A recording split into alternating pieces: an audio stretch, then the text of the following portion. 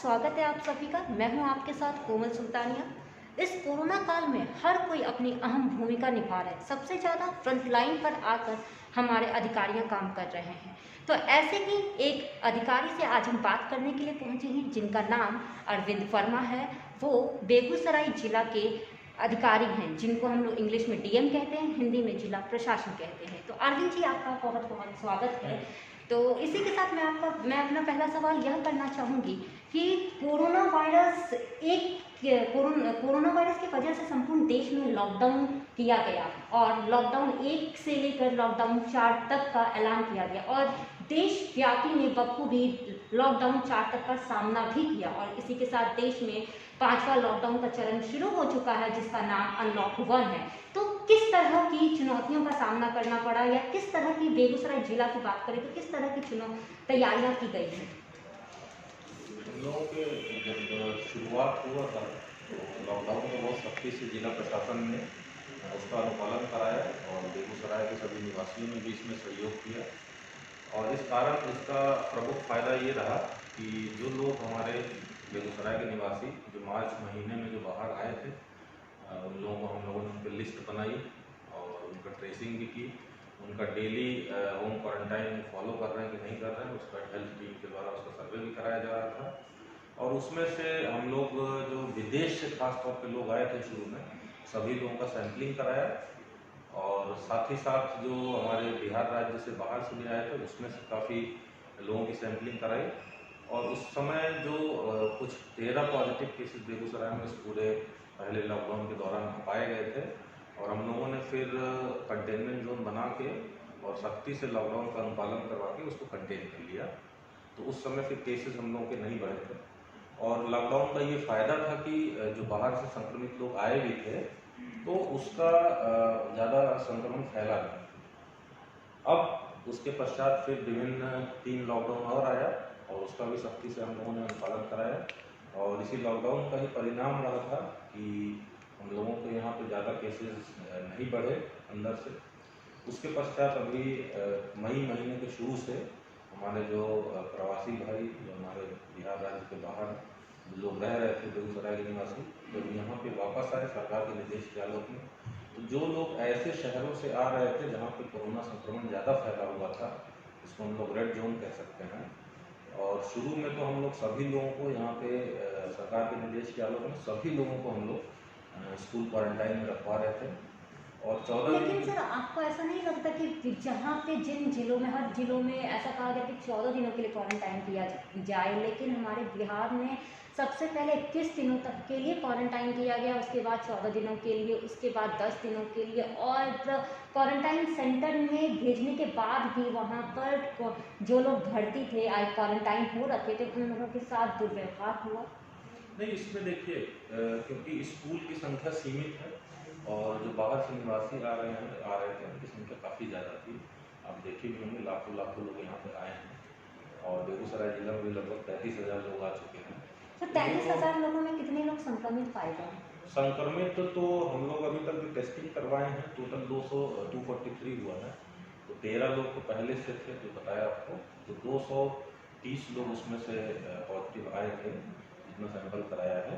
और हालांकि 100% सैंपल नहीं हो पाया और वो संभव भी नहीं है कराना, और उसमें से अभी तक 102 लोगों को डिस्चार्ज किया जा चुका है और यहाँ पे आइसोलेशन में रखते हैं। तो कैपेसिटी के हिसाब से सभी स्कूलों को सरकार के निर्देश के आलोक में सभी स्कूलों को हम लोगों ने इंगेज किया। और चूँकि ये बात कही जाती है कि 14 दिन में ज़्यादातर लोग ठीक हो जाते हैं या जो पॉजिटिव रह भी जाते हैं उसमें भी संक्रमण फैलाने की क्षमता उन वाले लोग नहीं रहता है। तो क्षमता के आधार पर फिर समय समय पर उसमें बदला गया, लेकिन 10 दिन कभी नहीं रहा, हमेशा 14 दिन ही रहा। मिनिमम 14 दिन हम लोग स्कूल क्वारंटाइन करके ही तब छोड़ते हैं।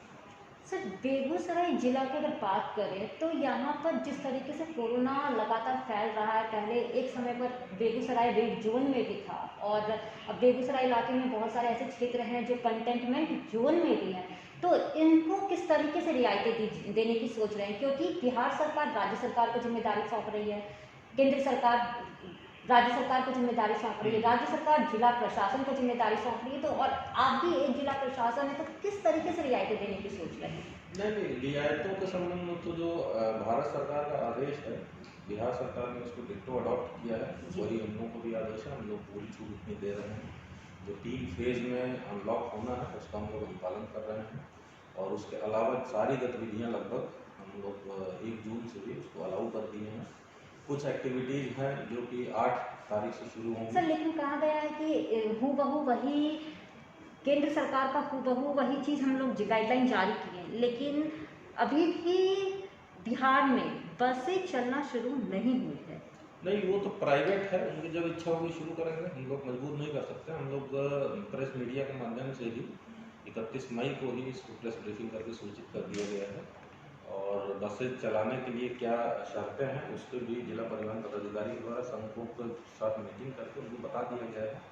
तो जब इच्छा होगी उनकी चलाएंगे, तो निजी परिवहन सिस्टम है, उनकी जब इच्छा होगी चलेंगे। तो अनलॉक 2 की क्या तैयारी कर, मतलब अनलॉक 1 का ही जो चरण 2 है उसके लिए क्या तैयारी की है? चरण 2 में उसमें है कि जो स्कूल हैं, कोचिंग संस्थान हैं, ये सब जुलाई में इस पर निर्णय होगा कि कब खुलेगा।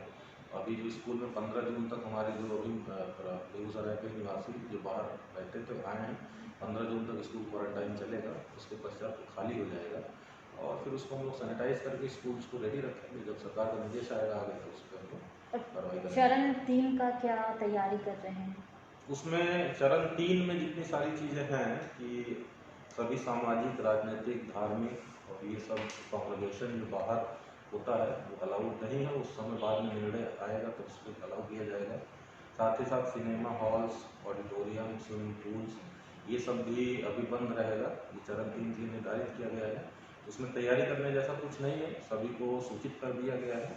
जो लोग उसका संचालन करते हैं, जब आदेश आएगा तो सूचना दे दी जाएगी। सर इस कोरोना काल में सबसे ज़्यादा अहम भूमिका हमारे फ्रंट लाइन पर आके पुलिसकर्मी निभाए हैं, जो कितने पुलिसकर्मी कोरोना के शिकार भी हुए हैं। तो उन लोगों के लिए सरकार की ओर से क्या स्पेशल व्यवस्थाएं की गई हैं? नहीं, ये तो कहना कि केवल पुलिसकर्मी निभाए हैं, ये बहुत ही गलत है। बहुत ज़्यादा तो ये पुलिसकर्मी, जिला प्रशासन की सारी टीम, जी। हमारे हेल्थ विभाग के जितने लोग हैं सभी लोग, ऊपर से लेके नीचे पंचायत स्तर तक हमारी रक्षा ANM सभी लोग लगे हैं। तो किसी मैं एक सिर्फ आपके बारे में जानना चाहूँगी, क्योंकि हाँ कहीं स्वास्थ्य कर्मी, सफाई कर्मी, सभी लोगों की अहम भूमिका है। सभी तो पुलिस कर्मियों के लिए क्या स्पेशल व्यवस्था की गई है? क्योंकि आप जिला प्रशासन है तो इसलिए मैं इस सवाल पर जानना नहीं, इस चाहूँगी। पे तो हम लोगों को ही सारा काम करवाना होता है, और उनको मास्क, सैनिटाइज़र ये सब दिया जाता है कि जो लोग अपना ड्यूटी करें उसको ज़रूर पहने। और लोग यहाँ पे इंश्योर भी कर रहे हैं, हम लोग देखते भी हैं, और सोशल डिस्टेंसिंग का पालन करें। अपना कर्तव्य भी वो लोग निभाएं, लेकिन साथ ही साथ दूरी भी बना के सर रखें। रेलवे स्टेशन पर जाते हैं तो कोई कोरोना संक्रमित हो सकते हैं, ऐसी कोई बहुत बड़ी बात नहीं कि कोरोना संक्रमित हैं या नहीं हैं, तो उनके लिए क्या PPE किट की व्यवस्था की गई है? नहीं, रेलवे संक्रमण बिल्कुल संक्रमित वहाँ पे रेलवे स्टेशन पे आते हैं, हम लोग भी जाते रहे हैं। बिल्कुल। लेकिन अगर आप मास्क पहन रहे हैं और दूरी बना के चल रहे हैं तो PPE किट की बिल्कुल ज़रूरत नहीं होती।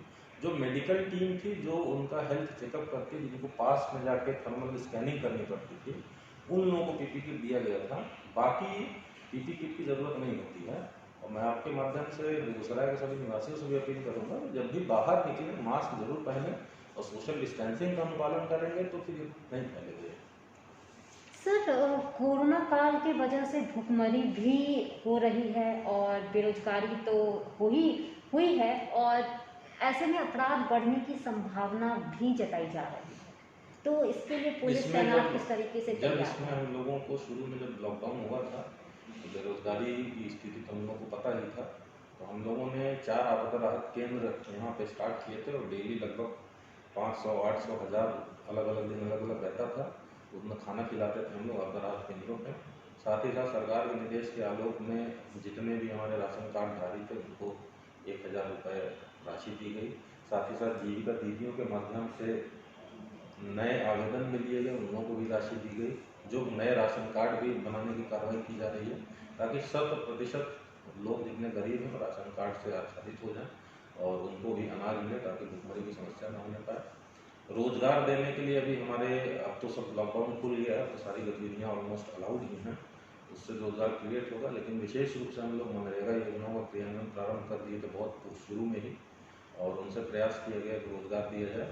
साथ ही साथ हम लोगों को कहीं अगर सूचना भी मिलती थी तो हम देखे बेगूसराय के जितने भी संपन्न लोग हैं, जो लोग सक्षम थे, यहाँ के जनप्रतिनिधि थे, उन्होंने भी बहुत अच्छा काम किया।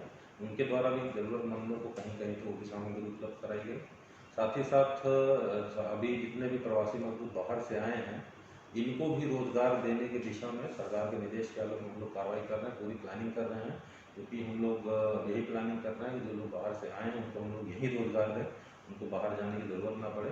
इसी क्रम में हम लोग जो भी स्कूल क्वारंटाइन में जितने प्रवासियों को रखा था, अभी जो बेगूसराय के निवासी जो बाहर से आए थे जो स्कूल में हैं, उन 14 दिनों के दौरान भी उनको रोज़गार मिल सके। हम लोगों का जल जीवन हरियाली अभियान अंतर्गत स्कूलों में रूफटॉप रेन वाटर हार्वेस्टिंग संरचना का निर्माण कराना होता है, उन्हीं लोगों के द्वारा कराया गया, जिसमें कुछ डोनेशन थे। अपराध के लिए क्या बोलेंगे, क्योंकि अपराध भी बढ़ने की संभावना जताई जा रही है?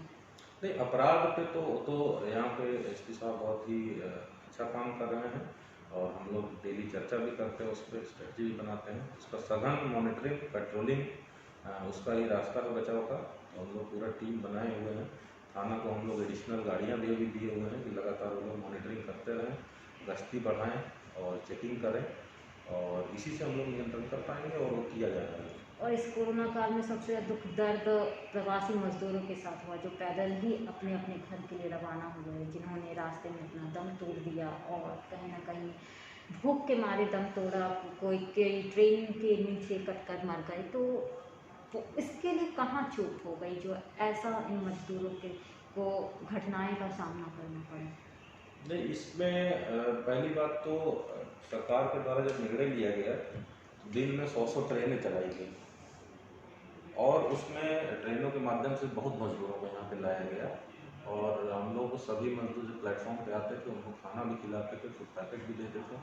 उसके साथ में स्कूल के पास में एक कॉलेज है, वहाँ पे भी हम लोगों ने लगभग 2-2.5 हज़ार मजदूरों को डेली जब उतरते थे उन पर नहा के धो के फ्रेश होकर खाना खिलाते थे उन लोगों को पूरा प्रॉपर।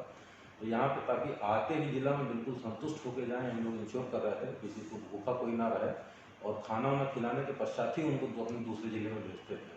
साथ ही साथ जो हमारे पैदल मजदूर भाई आते थे उनके लिए भी बॉर्डर से ही हम लोग गाड़ियाँ रखे थे, ऐसे सिमरिया में, बछवाड़े में, जहाँ जहाँ फिर स्कूल में उनको ले जाते थे, उनको भी खाना खिला के हम लोग फिर उनके गंतव्य जहाँ जाना होता था उसको भिजवाते थे। और इसके अतिरिक्त जेल रोड के सामने भी हम लोग एक पंडाल लगा कर पैदल लोग आ रहे थे, उनके लिए भी हम लोग उनको पानी बेगूसराय के जो लोग पैदल आए, पूरे प्रयास हम लोग पूरा किए और कि कोई भी पैदल आए उसको हम लोग भोजन पानी सब दें ताकि किसी को किसी तरह की दिक्कत ना हो। सरकार के निर्देश के आलोक में हम लोग काफ़ी इसमें ये हम समझते हैं काफ़ी करने में सफल हुए हैं। और बेगूसराय के जो प्रवासी मजदूर लौटे उनके लिए किस तरीके की व्यवस्थाएं की गई थी? नहीं, जो प्रवासी जो हमारे बेगूसराय के निवासी जो बाहर रहते थे वो जो आए हैं स्कूल, उन्हीं सबके लिए बता रहे हैं। स्टेशन से जब आते थे तो वहाँ भी खाना दिया जाता था, फिर उनको बस से भेज के प्रखंड में जाते थे, रजिस्ट्रेशन होता था, वहाँ भी भोजन पानी उपलब्ध कराया जाता था, फिर उनको स्कूल क्वारंटाइन में भेजते थे।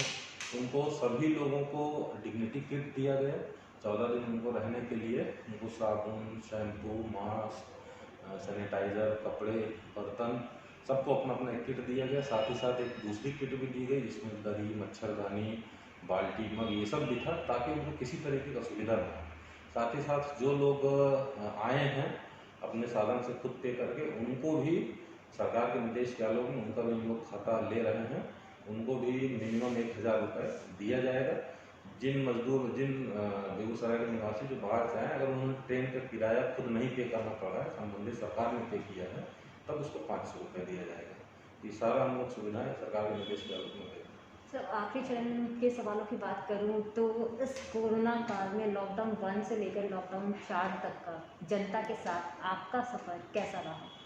तो बेगूसराय के तो निवासियों का मैं हमेशा ही सम्मान करता रहा हूँ और ज़्यादातर लोग जो भी लॉकडाउन के प्रावधान थे लोग पालन कर रहे थे और कुछ एक लोग जो नहीं करते थे तो बाकी लोग भी उसको संज्ञान में प्रशासन के लिए आते थे, हम लोग भी उस पर कार्रवाई करते थे, फाइन लगाते थे और काफ़ी सहयोग मिला जनता का। मैं समझता हूँ जो आगे हम लोगों की आने वाली स्ट्रेटजी है उस स्ट्रेटजी में प्रमुख रूप से यही शामिल रहेगा कि लोगों से इंश्योर कराएं हम लोग कि लोग मास्क पहन के निकलें, सैनिटाइज़र का प्रयोग करें, सोशल डिस्टेंसिंग बना के रखें ताकि जो छूट मिली है उस छूट के कारण संक्रमण फैलने ना पाए।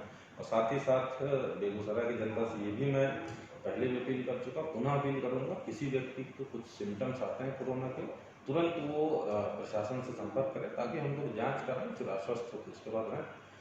मैं उम्मीद करता हूं कि इस फेज में भी, जो आगे आने चैलेंजेस में भी, जिस तरह से यहाँ के जनप्रतिनिधियों ने, यहाँ की जनता ने प्रशासन का पूरा सहयोग किया है, आगे भी करेंगे लोग। हम लोग बहुत जल्द ही इस बेगूसराय से कोरोना को पूरा करेंगे।